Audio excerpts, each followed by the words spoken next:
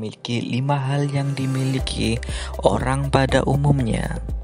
Yang pertama, pria ini tidak memiliki kantor karena ia sudah tidak perlu ke kantor untuk bekerja dan mendapatkan uang.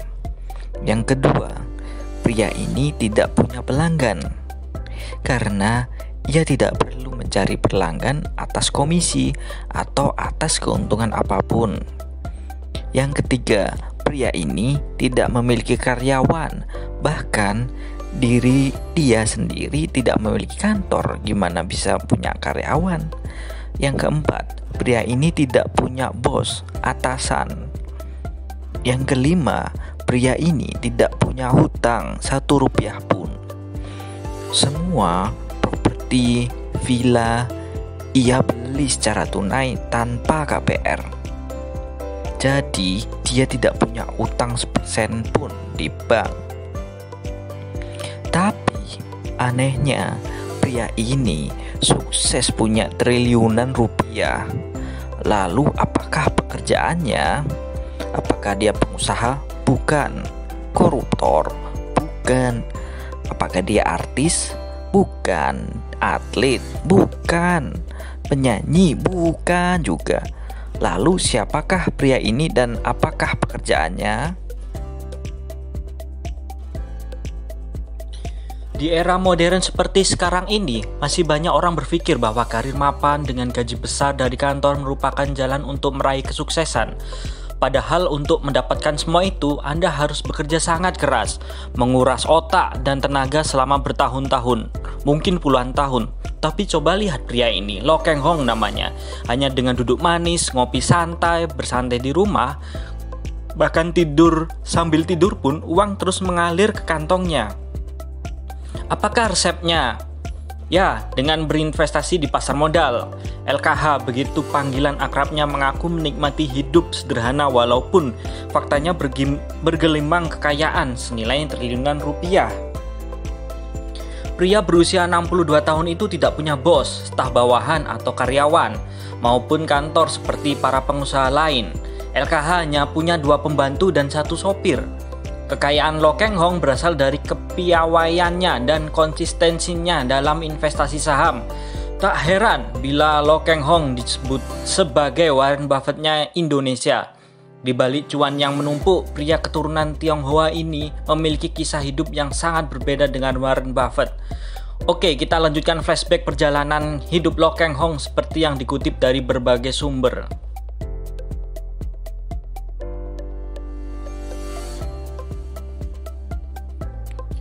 Jikalau miliarder Warren Buffett lahir dari keluarga mampu, saat itu ayahnya seorang anggota Dewan Perwakilan di Amerika Serikat.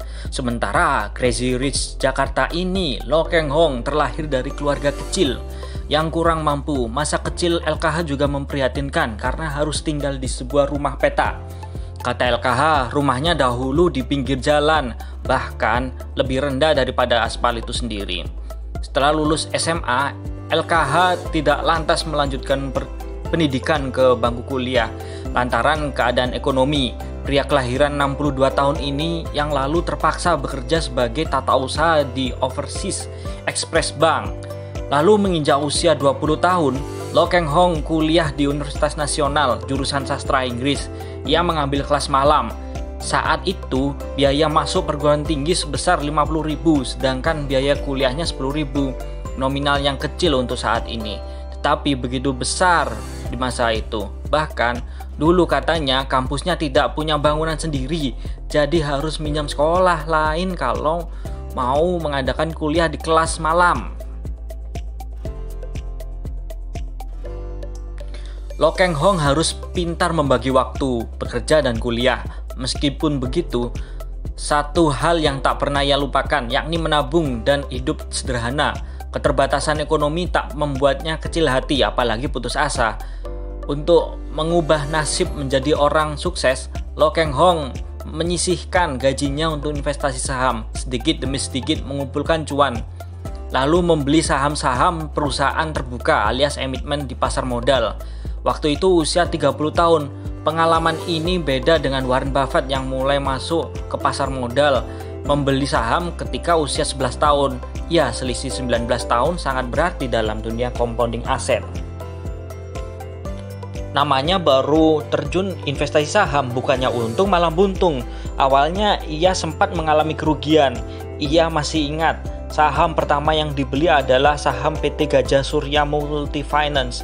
LKH membelinya pada saat IPO pada tahun 1989.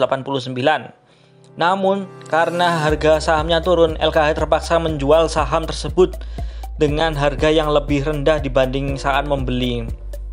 Oleh karena itu, ia merugi. Gagal sekali tak bikin kapok. Ia rajin mempelajari dan membaca arah pasar modal, termasuk saham-saham emiten yang memiliki prospek cerah.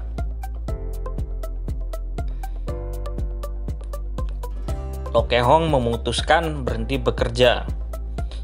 Bekerja selama lebih dari 10 tahun di OEB, nyatanya tak berhasil mengangkat Lo Keng Hong ke jabatan yang lebih tinggi. Sampai akhirnya ia pindah ke Bank Ekonomi tahun 1990. Bekerja 1 tahun, Lo Keng Hong kemudian diangkat kepala cabang di bank tersebut. Itu artinya kenaikan gaji baginya. Kalau naik gaji berarti semakin banyak dong uang yang bisa disisihkan untuk investasi saham. Waktu terus berjalan dan sudah 6 tahun bekerja di Bank Ekonomi, Lo Keng Hong mengambil keputusan berhenti bekerja di tahun 1996.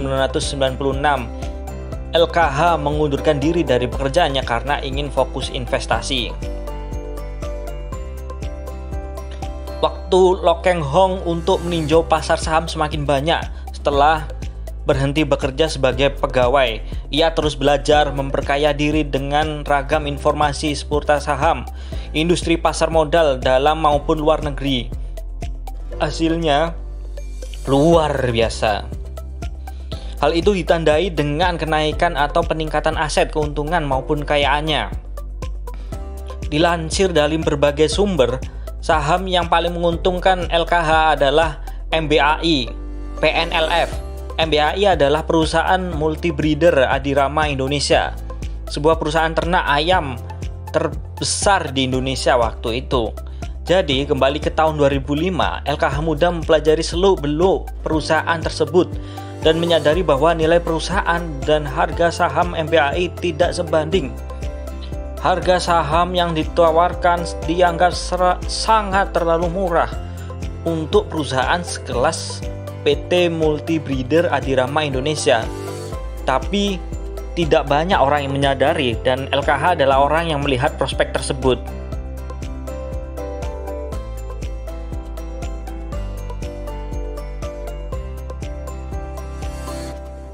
Lo Keng Hong membeli saham MBAI seharga 250 per lembar pada tahun 2005 dan menjualnya dengan harga 31.500 per lembar saham pada tahun 2011. Itu berarti dari seluruh pembelian tersebut 8,28% dari total seluruh saham MBAI di market. LKH mengantongi keuntungan 12.500 atau melonjak 126 kali lipat dari harga awal. Bayangin 126 kali lipat guys. Lu kalau punya 1 miliar lalu melonjak 126 kali lipat, ya lu bakalan punya 126 miliar.